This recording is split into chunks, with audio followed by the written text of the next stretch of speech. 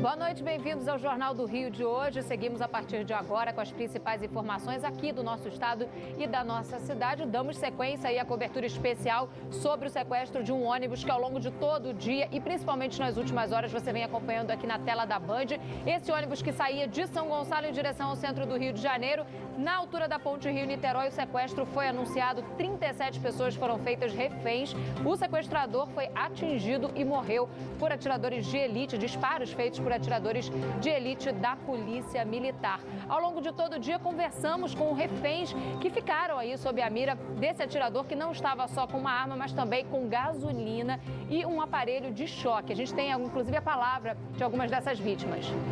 Ele simplesmente levantou e anunciou, perguntou se a gente lembrava do filme 174, eu acho que é isso, né? E falou que ia fazer algo parecido, que ele queria parar o Estado. Falou, calma pessoal, não quero machucar ninguém, não quero os pertences de vocês, mas no final do dia vocês vão ter muita história para contar. Mais relatos já aqui no Jornal do Rio e a gente vai trazer ainda a repercussão disso. O governador Wilson Witzel, nessa imagem, aparece comemorando a atuação dos policiais na região. Ele, em entrevista coletiva, que disse que dá carta branca para a PM agir. Tudo isso e muito mais no Jornal do Rio. Em 30 segundos eu estou esperando você.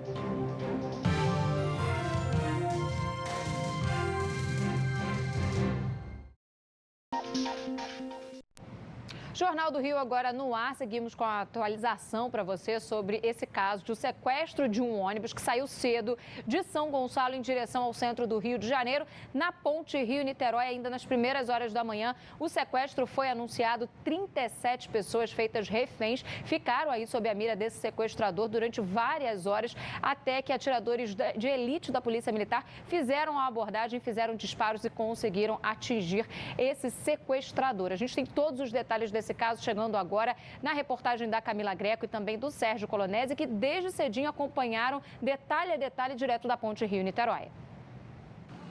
Dentro do ônibus, um homem armado fazia ameaças aos passageiros.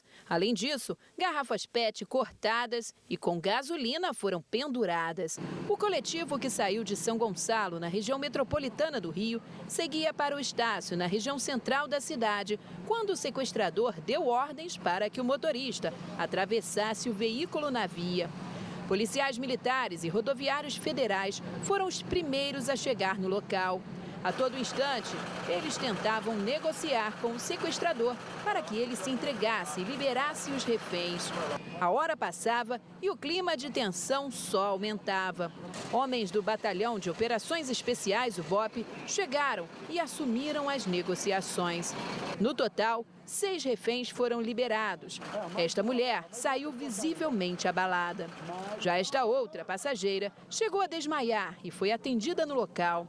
Os demais reféns também foram atendidos por ambulâncias que estavam o tempo todo de plantão. Atiradores de elite foram posicionados em pontos estratégicos. Depois de quase 4 horas de negociação, o sequestrador desce do veículo. Segundo a polícia, eles seguravam um isqueiro. Neste momento, um atirador de elite do BOP disparou.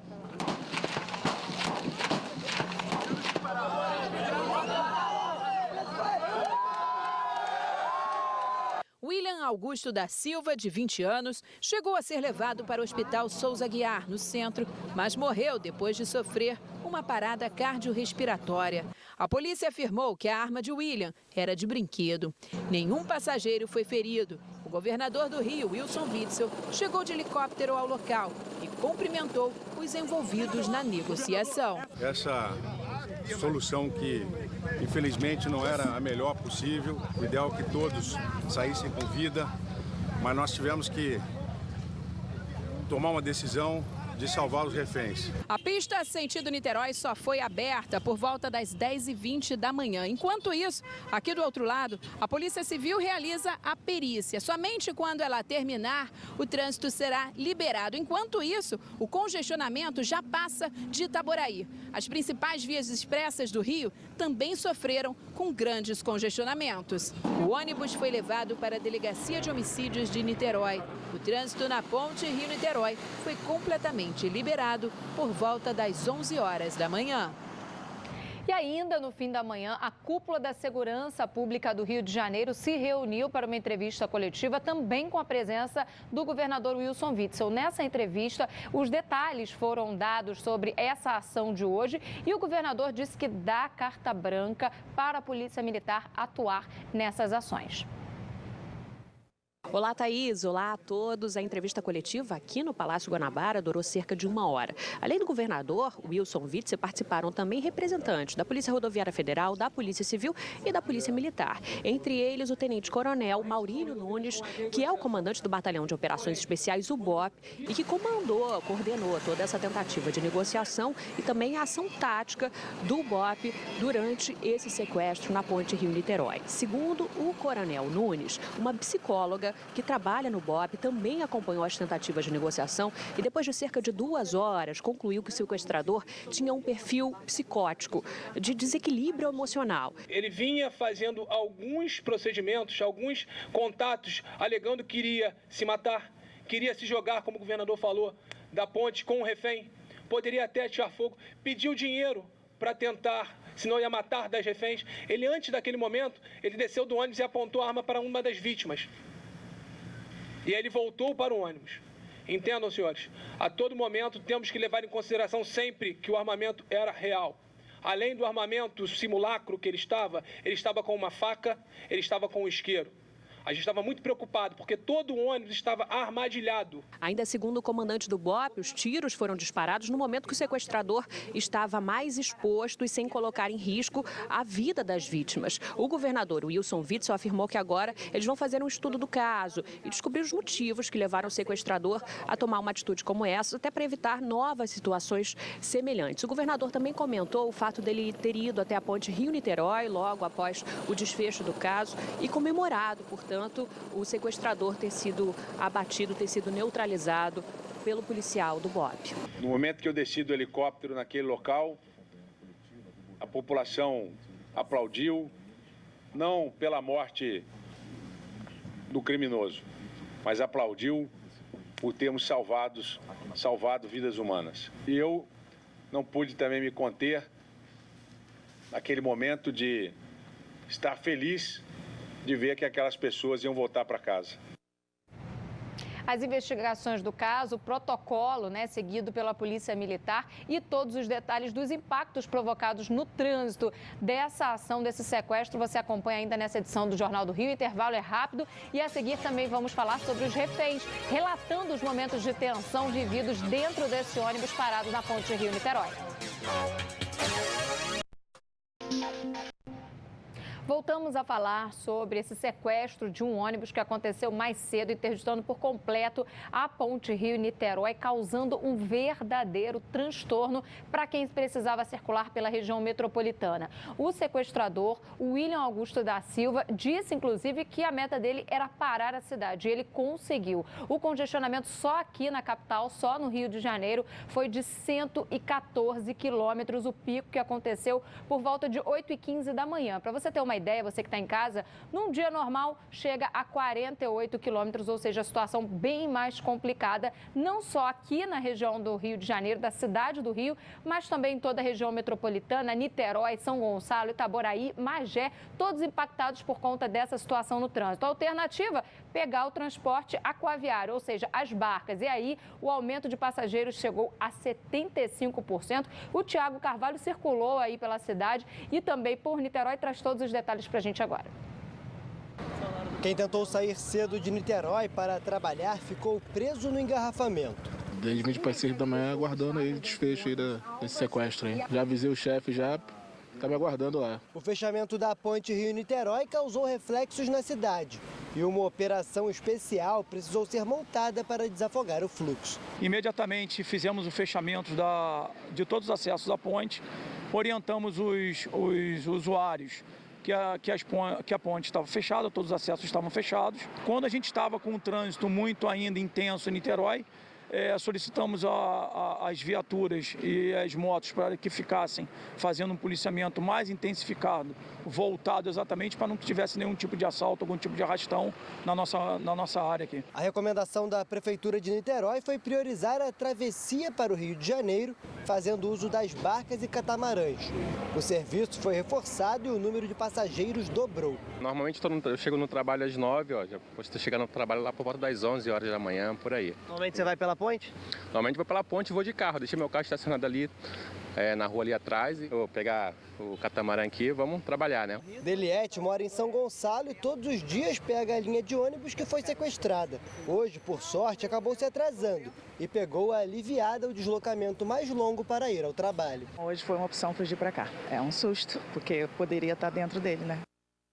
Que sorte, né, da nossa aí, telespectadora também, dessa pessoa que estava seguindo por ali, mas a sorte que não foi compartilhada por 37 pessoas que estavam dentro desse ônibus e foram reféns desse criminoso, viveram momentos de muita tensão. Felizmente conseguiram sair sem ferimentos e a gente tem agora os detalhes, as conversas que conseguimos através das equipes de reportagem aqui da Band ter aí com esses reféns. Você acompanha agora. A mensagem chegou pouco antes das 5h30 da manhã. Elisiane acordou com o marido avisando que o ônibus dele tinha sido sequestrado. Muito angustiante, horrível. É a pior sensação que a pessoa pode ter, porque você quer estar lá, mas não pode estar lá, quer ajudar, você está vendo o que está acontecendo, né? Aí liga a televisão, vê a imagem, sabe de coisas no celular. Aí não podia mandar mensagem para ele, porque eu fiquei com medo de mandar mensagem e o sequestrador ver e atirar, fazer alguma coisa com eles, né? Liguei para a polícia, para militar. Eles falaram, pegaram as informações e falaram, assim que você tiver outra informação, vocês retornam. E ele falou, estamos parados na ponte. Parou na ponte e eu liguei de novo. Pediram para ligar para a Rodoviária Federal. Liguei para eles, eles informaram. Já estamos monitorando e vamos até o local. Lafayette conta que o sequestrador mandou uma passageira amarrar as mãos de todos que estavam ali. Quando eu achei que era um assalto, peguei o celular, a carteira, saí jogando tudo para baixo do banco. Fiz assim. Aí depois que a gente viu que não era, e ele também não pegou nada de ninguém, aí consegui com a mão amarrada pegar o celular e comecei a... Teclei para minha esposa, falei que era um sequestro. Acho que a princípio ela não acreditou, mas... Mandei para ela, mandei para meu filho. Esse professor, que também estava no ônibus, conta os momentos de pânico. Primeiro eu tranquilizava minha esposa, minha irmã, meus amigos, mas falava que o ônibus estava sendo sequestrado e que não dava para eu falar muito. Após anunciar o sequestro, o criminoso mandou que os passageiros fechassem as cortinas e usou um spray preto para pintar o vidro dianteiro e as portas do ônibus e assim dificultar a visão dos policiais. Os passageiros contam que ele aparentava tranquilidade e que não levou os pertences de ninguém, apenas ficava repetindo a todo momento que iria fazer história. Ele simplesmente levantou e anunciou, perguntou se a gente lembrava do filme 174, eu acho que é isso, né? E falou que ia fazer algo parecido, que ele queria parar o estado. Por volta das 9 da manhã, passageiros se jogaram no chão do ônibus com um barulho de tiros. Mas rapidamente, o pânico deu lugar ao alívio. Veio a polícia, veio tudo, aconteceu tudo e graças a Deus o desfecho não foi tão bom para a pessoa, mas foi bom para a gente. Os 37 passageiros foram ouvidos na divisão de homicídios. O motorista também prestou depoimento, mas não quis gravar entrevista. Os pais do sequestrador foram à delegacia pedir desculpas aos reféns e também foram embora sem falar com a imprensa. Aos investigadores, contaram que o filho estava deprimido e falava em tirar a própria vida. Ele tomou algumas medidas na manhã de hoje. Ele se comunicou com a família no sentido de que queria acabar com a própria vida e talvez tenha tomado essa atitude querendo esse objetivo. A seguir, conversamos com o comandante do BOP, o Batalhão de Operações Especiais, para saber como é o processo de negociação em casos extremos como esse.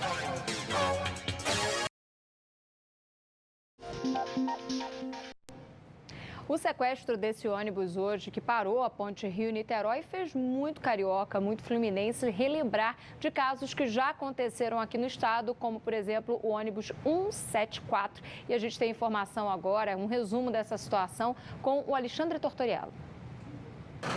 Quando as primeiras notícias do sequestro de hoje chegaram, muita gente logo se lembrou do caso do ônibus 174. No dia 12 de junho de 2000, A viagem foi interrompida por um homem armado com um revólver 38 que ameaçava matar os passageiros. Foram quase 5 horas de negociação na Rua Jardim Botânico. Há quase 20 anos era este o cenário da tensão. O ônibus com os reféns ficou parado bem aqui no cruzamento. Mas, diferentemente do que aconteceu na ponte, na época o cerco não foi feito de forma adequada. Repórteres e até curiosos chegaram a ficar a poucos metros do sequestrador. Do outro lado da rua, atiradores da PM se posicionaram no muro. Tiveram oportunidade, mas não dispararam. Hesitação que na época foi percebida até mesmo pelos reféns. Depois que eu vi as imagens pela televisão e vi as fotos do jornal, eu vi que em alguns momentos ele não estava com a arma apontada para as pessoas, entendeu? Quem acompanhou de perto o processo de tomada de decisão disse que houve interferência política. Autoridades do governo do estado não queriam que o sequestrador fosse morto ao vivo na TV. O sequestrador era Sandro Barbosa do Nascimento, um dos sobreviventes da chacina da Candelária em 1993. Quando ele desceu do ônibus com uma refém de escudo, um soldado da PM, numa ação precipitada, tentou atirar a queima-roupa. Não atingiu o alvo e acertou Geisa Gonçalves de raspão. O criminoso então disparou 3 vezes nas costas da refém, matando a jovem que estava grávida de 2 meses. Outra falha apontada por especialistas foi a presença de vários negociadores no trato com o sequestrador. O sequestrador foi detido e morreu asfixiado dentro do camburão. Os PMs envolvidos foram levados a julgamento, mas acabaram inocentados. E depois desse caso que você acompanhou agora, os protocolos foram aprimorados e mudanças foram feitas para negociar a libertação de reféns. E é sobre isso que a gente conversa agora com a Yasmin Bachur. Olá, Thaís, boa noite a você e a todos que assistem ao Jornal do Rio. Aqui ao meu lado está o comandante do Batalhão de Operações Especiais da Polícia Militar, o Tenente Coronel Nunes, que vai explicar para a gente agora como funciona o trabalho, quais são as ações que a polícia deve tomar em casos de sequestros com reféns, como esse que a gente viu hoje de manhã. Comandante, qual é o primeiro passo, da polícia em casos como esse? A primeira situação é fazer o cerco, isolamento e contenção da crise, para que ela não se estenda e não crie mais problemas. Além dos cursos de formação dos meus atiradores, diariamente eles fazem os seus protocolos de treinamento para estar sempre com a qualidade do disparo o mais alto possível. Eu tenho uma unidade dentro do Batalhão de Operações Especiais, unidade de intervenção tática, exclusivamente dedicada 24 horas a atender esse tipo de ocorrência. Então, ao ser acionado, o batalhão desloca a sua equipe para o local e assume as negociações, monta o teatro operacional, avalia o cerco, avalia todo o protocolo já implantado para ajustar a ocorrência, para que a gente possa, assim, começar os nossos protocolos operacionais para tentar debelar aquela crise. E qual a importância, o trabalho de um negociador em casos como esse? Sem dúvida nenhuma, o BOP prioriza a resguardar vidas. E o negociador não é diferente disso. Tanto que todas as nossas ocorrências com refém, mais de 90% são resolvidas com a negociação, sem dano colateral. Porém, quando se esgota toda a possibilidade de negociação e a vida daqueles reféns são colocadas em riscos, nós entramos em segunda fase de uma negociação tática para utilizar as outras ferramentas, as outras alternativas táticas desse tipo de ocorrência. Última pausa e a seguir a Prefeitura entrega para o Flamengo a bípse parcial do Ninho do Urubu. Mais um dia de tiroteio na Cidade de Deus. Moradores filmaram um helicóptero sobrevoando a localidade durante uma troca de tiros que aconteceu por volta das 6h30 da manhã. Blindados também estavam patrulhando aquela região, uma operação da Coordenadoria de Recursos Especiais da Polícia Civil. Não há um registro de feridos, 2 pessoas foram presas e granadas apreendidas. A operação da Polícia Civil disparou bombas de efeito moral, artefatos de efeito moral aos homens que foram atacados por granadas lançadas por esses criminosos. Seguimos por aqui falando que depois de quase 2 décadas, a Prefeitura agora sim concedeu o ABITS para o Ninho do Urubu funcionar. O presidente do Flamengo, Rodolfo Landim, recebeu hoje do prefeito do Rio, Marcelo Crivella, o documento que comprova que o Ninho do Urubu foi construído seguindo a legislação e que pode ser habitado. Na verdade, isso é uma batalha de 18 anos. que já atravessou aí várias administrações do clube, tentando, lutando. O habite concedido ao clube é parcial, mas, segundo Crivella, não atrapalha o funcionamento das atividades no CT. Só quando todas as obras forem concluídas, uma nova vistoria for realizada e todos os documentos forem entregues, é que o documento total será concedido. É muito importante se cumprir tudo que está previsto na legislação. E isso foi cumprido e o Flamengo hoje teve, então, o seu documento de habites dado pela Prefeitura. Apesar de o Flamengo já ter assinado em maio um termo de ajustamento de conduta com o Ministério Público Estadual que permitia o uso das instalações do centro de treinamento, só agora o clube possui a licença definitiva que permite o funcionamento de todas as atividades, incluindo pernoite, alojamento e concentração dos atletas. A entrega do documento aconteceu 6 meses depois do incêndio que deixou 10 jovens atletas mortos e 3 feridos. Tudo isso foi feito, tudo isso foi executado sob a coordenação, vamos dizer assim, da Prefeitura e orientação da Prefeitura, e a gente fica muito feliz de poder estar chegando aqui nesse dia. Encerramos o Jornal do Rio de hoje com imagens curiosas desse sequestro, do momento em que o ônibus estava sequestrado na ponte Rio-Niterói. Algumas pessoas que estavam paradas no congestionamento aproveitaram a situação para soltar pipas, jogar cartas, outras inclusive jogando bola. As informações completas também agora no Jornal da Band. Eu te espero amanhã.